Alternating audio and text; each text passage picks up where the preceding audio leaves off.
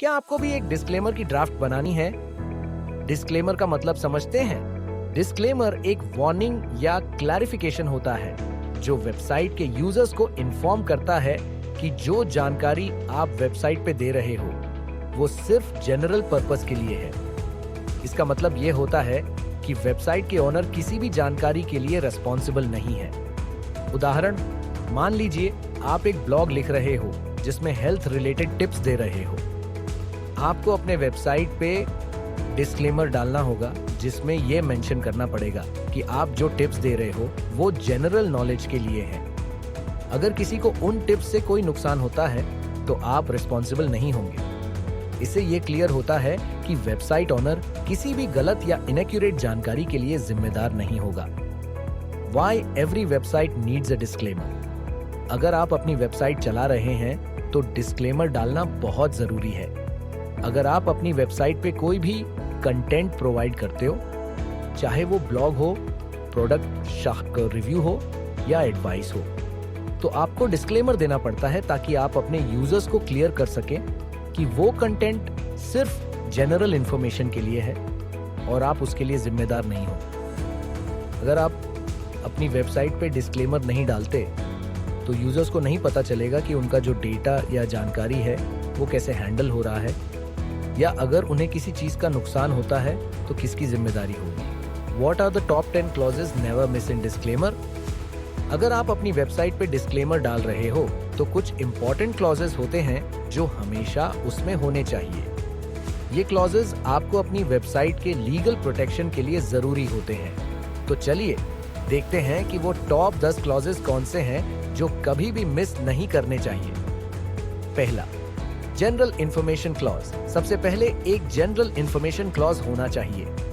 इसमें यह बताया जाता है कि वेबसाइट पर जो भी जानकारी दी जा रही है वो सिर्फ जनरल पर्पस के लिए है। यह लीगल, मेडिकल या प्रोफेशनल एडवाइस नहीं है। दूसरा, एक्यूरेसी ऑफ इंफॉर्मेशन। इस क्लॉज में यह बताया जाता है कि वेबसाइट ओनर जानकारी को एक्यूरेट रखने की पूरी कोशिश करेगा, लेकिन वह उसकी कंप्लीट या रिलायबल होने की गारंटी नहीं दे सकता। तीसरा, नो लायबिलिटी क्लॉज। इस क्लॉज में बताया जाता है कि अगर कोई गलत जानकारी के कारण कोई लॉस या डैमेज होता है तो वेबसाइट ओनर उसके लिए जिम्मेदार नहीं होगा। चौथा, एक्सटर्नल लिंक्स। अगर आपकी वेबसाइट किसी एक्सटर्नल वेबसाइट के लिंक प्रोवाइड करती है तो यह क्लॉज बताता है कि आप उन एक्सटर्नल वेबसाइट्स के कंटेंट के लिए जिम्मेदार नहीं हैं। पांचवा, थर्ड पार्टी ओपिनियंस। अगर आप किसी थर्ड पार्टी का ओपिनियन अपनी वेबसाइट पर शेयर कर रहे हो तो यह क्लॉज क्लियर करता है कि वो ओपिनियंस उनकी खुद की हैं और आपकी वेबसाइट के व्यूज को रिफ्लेक्ट नहीं करती। छठा, चेंजेस टू इंफॉर्मेशन। यह क्लॉज बताता है कि वेबसाइट ओनर अपनी वेबसाइट के कंटेंट को बिना किसी वार्निंग के अपडेट या चेंज कर सकता है। सातवां, नो एंडोर्समेंट। अगर आप अपनी वेबसाइट पर किसी प्रोडक्ट या सर्विस का रेफरेंस दे रहे हो तो यह क्लॉज बताता है कि आप उन प्रोडक्ट्स या सर्विसेज को एंडोर्स नहीं कर रहे। उदाहरण, अगर आप किसी प्रोडक्ट का रिव्यू कर रहे हो तो यह क्लॉज बताएगा कि आप उस प्रोडक्ट को एंडोर्स नहीं कर रहे, सिर्फ आप अपने ओपिनियन को शेयर कर रहे हो। आठवां, यूजर रिस्पॉन्सिबिलिटी। इस क्लॉज में यह मेंशन होता है कि यूजर्स को अपनी डिसीजन लेने की जिम्मेदारी होती है और वेबसाइट ओनर किसी भी डिसीजन के लिए जिम्मेदार नहीं है। नौवां, इंडेम्निफिकेशन।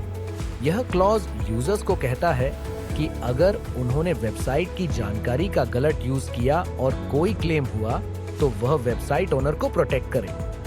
10वां, गवर्निंग लॉ।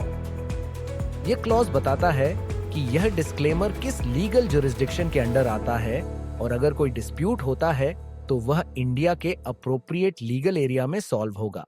क्या आपको भी एक डिस्क्लेमर की ड्राफ्ट बनानी है?